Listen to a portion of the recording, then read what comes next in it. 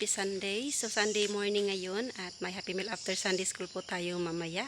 Okay, so ang lulutuin ko ngayon para sa kanilang pagkain or sa kanilang ulam ay adobong gulay. Kasi po, nag-request yung mga bata. Sabi nila, Ate Rons, yung gulay na naman ang ulam namin next Sunday.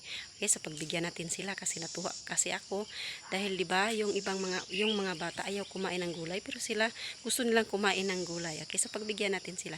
So kahapon bumili ako ng kalabasa, sitaw, talong at okra. Okay, so yan ang kanilang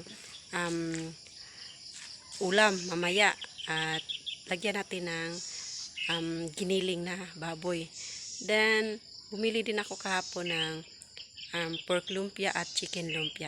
Okay, so magluluto muna ako at babalik ako mamaya para sa pagpapakain ng mga bata. Okay, so God bless everyone. Happy Sunday. Gutom na. Nandyan si Lola, nagbibigay ng babala. Ikaw ay makinig.